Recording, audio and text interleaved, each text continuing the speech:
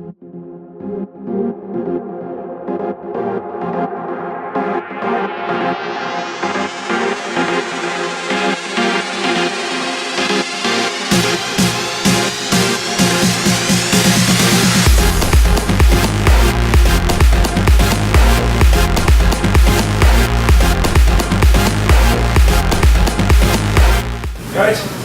fellow hackathoners, or hackers, we are Auto-avacomas, and that's basically like automobile, and comas is Latin for friendliness. So put that together, and what you get is an interface between drivers with other drivers during really hostile conditions of the commute. An hour, 2 hours commute can really stress out a driver to the point where any sort of little thing, like someone cutting in front of your lane, just angers you to the point where you just want to slam the horn, you want to rip something, and just what we found that as an issue. I, being a driver, I also find that extremely annoying when someone doesn't use the turn signals. And so with that, I want to communicate with them beyond just the left turn signal, the right turn signal, the horn, because that's just not enough for me. And so I'll let Ken go on about this issue. So we want to increase the emotional communication between drivers beside the horns. So we try to program something that can convey like different emotion. For example, sorry, appreciation, forgiveness, and anger. So the reason I want to do that is if we enhance this communication between drivers, we can reduce the chance of having a miscommunication, and in turn reduce the risk of having a car accident.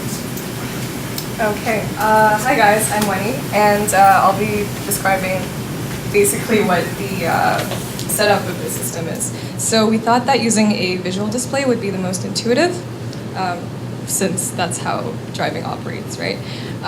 So basically what we have is we have the Myo armband over there, and that detects the motion that corresponds to a specific message or emotion, and that'll show up on the display, which will be mounted on the front and back of the car, which is where you would usually look when you're driving, right? Yeah. Okay, so like Winnie said, we're going to have this on the front and back end of your vehicle, and the Myo would be around the driver's wrist, like Kevin has there. So let's say somebody cuts you off, and you want to tell them that you're angry at them. So you would make a fist, and we have this angry face here. So right now, for the limited amount of time we had, we implemented one portion of our system wireless and one is wired. So from Kevin's wrist, there's a wireless Bluetooth connection to my laptop here, and then there's serial connection between my laptop and the MIU over there. In the future, of course, we want to go more wireless, and there is a Bluetooth capability that comes with the MIU. It's just something we didn't have time to explore. As far as little details go, we have two sketches running on this computer. There's one that's the Arduino sketch and one processing sketch. Arduino receives serial communication, and the processing sketch takes input from the Myo and outputs through the COM ports to the MIU device. The MIU device. So then in the future, if we had more time, we would have built an Android app that you can have on your cell phone, so then you don't need to have your PC in the car. And then to take it even further, cars like Tesla can have the system built in to the car itself. Also, like one of our biggest challenges was like connecting the Myo to communicate to the MIU. So getting the output from the Myo wristband, and then like getting that input to the LED. All right, so just in conclusion, we hope that this device becomes seamless enough so that we can integrate it directly into your vehicle, so that maybe one day we can replace the turn signal completely. And then all signaling between drivers, communication would all be at a wave of your hand. Are we allowed to demo? Okay. Oh, you did? Okay. I just wanted to add one more point.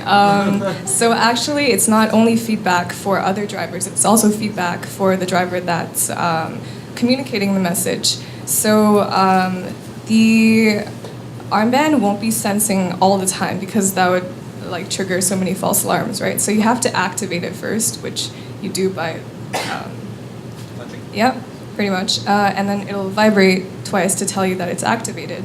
And then you can do your motions. It'll vibrate once to tell you that you've communicated the message, and then you can deactivate by another sequence of motions. So, yeah. If we have more time, then the Mayo it can recognize more gestures, then we can have more emotions built with that. So the end result of all of this is that if someone ever does cut you off, you being extremely tense in the situation, you'd see more than just a person who just recklessly crossed in front of you. If the person did a happy face, yeah, okay, yeah, it's a happy face, then you would understand, or some other message the person conveys, then you'd understand that the person's not trying to actually make your day worse. It's sort of like just a better way of communicating between drivers, and that's it. Thank you.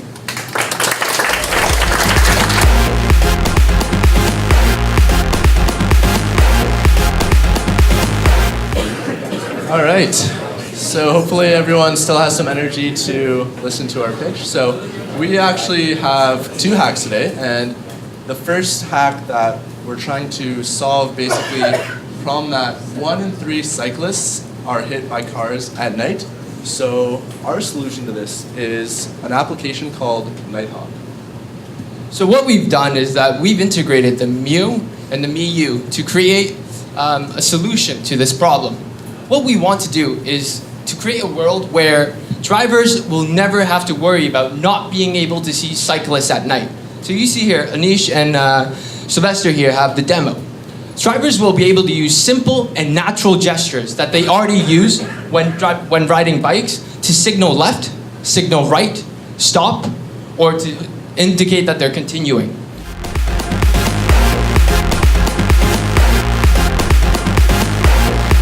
Travis here is going to show you our second hack. Sweet. Yeah, so I guess we've all had our fair share of shitty experiences with the TTC. So the NIMI here actually came up with a great idea. Actually, it was my idea, but they have a great product. So basically, what we're going to do is we founded a new way to implement method of payment. So using the proximity sensor in the NIMI, we're able to seamlessly just walk past, click, and it will automatically stream our data onto a cloud, onto a server, and using the MasterCard API, Emit over here is able to receive all that data and, oops, give it a second. There we go. So we can actually see the data here, so it's live streamed. So this is up to a node server. These are so we're using, obviously not real credit card numbers here. This is the sandbox mode. We can actually see the billing here, so this is the MasterCard API. I bet if we refresh this, yeah, we'll see 2 more transactions up here, so the ones we just did. And we're gonna look at how we can actually retrieve this data from a cell phone app for the end user.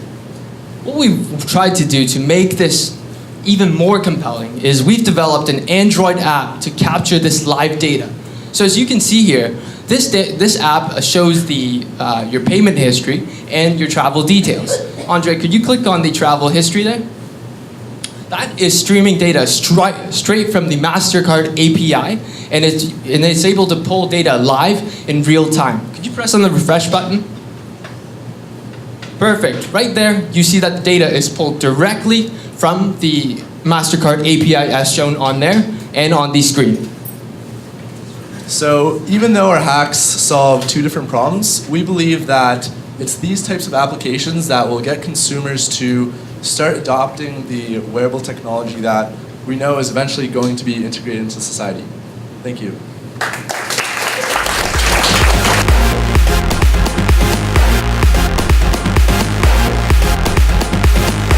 Hi everyone, we are Tipsy and we're here to keep everyone safe. So MAD estimates that between 3 to 4 people die every day on drunk driving in Canada. About 1/3 of all car-related accidents involve alcohol, which resulted in about 10,000 people dying in the States in 2010. Right now, breathalyzers aren't a really accurate way of testing blood alcohol content because there's so many other factors that go into it. It's so inaccurate that it's inadmissible in court. So what we decided to do is we're going to look at EEG data. So we look at the 4 different brainwaves that the brain gives out, and from that, we know that alcohol plays a big role in changing how those signals look. We also use ECG data to make this a little bit more accurate. So the actual solution we came up with is essentially a combination of the Muse and the Myo to prevent you from, if you're intoxicated, getting into your vehicle and driving away. Using the NIME? Okay, so this right here is our simulation of a car because we don't actually have one right here. The way this interface works is it starts, the Muse detects when you're in range of the vehicle and determine whether you're able to unlock it or not. From there, it sends a signal, or the NIME, sorry. And then it sends a signal to the Muse, which analyzes your ECG there for a few seconds and takes the average to determine whether you're able to drive. When you're intoxicated, there's a big spike in your alpha waves, which throws off the signal. So we had to have a real life demonstration here to make it authentic, as you can see in front of there. I may have consumed all these. So if we look right here, this is a live demonstration, everything's working right there. So right now, it's verified, it's checking my brain scan right now, and it's determining the alpha wave content right there. And if we wait a few seconds, it's now verified that no, I'm not in a capable state of driving. So it's locked me out of my car and I won't be able to get into it. And that's essentially how the interface works. Yeah, it was really good idea for us to use the NIME because it's everyone has their own heart rate and it's great for authenticating access to the car.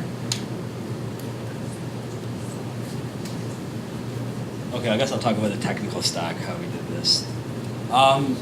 We used the Muse and we took its UDP stream and streamed it to a Node.js server. From there, we calculated the averages of the alpha and other brainwaves and set a baseline for when he was sober. And then we based that compared to right now when he got locked out of the car. Through WebSockets, it interacts with the web interface and the NIME then authenticates him to make sure it's actually the same person as before. So you can't get your buddy to put on your wristband. This also has other applications, such as it can lock you out of your phone so you don't send drunk text messages or Snapchat stories. And there's other implications other than alcohol. There's a lot of research done on the effects of methamphetamine, cocaine, and marijuana on the brain cells. So we can also do a lot of, not only alcohol, but apply this to a lot of other drugs. Not tested in this experiment. Oh, also for NIME, we use C++ to transfer and transmit verification data to verify that it's really the right person who owns the car who can only activate the car. Yeah, it's specifically calibrated for each person. So the NIME's been calibrated to me. It's measured my baseline cardiogram, and then our calibration, as said before, was based on an earlier state of mind, and it's basically compared to that. And the baseline was about 0.05 for comparison, and high ratings ended up 0.3, so that's almost a 6 times jump, which is a serious difference from the baseline. That essentially summarizes our project.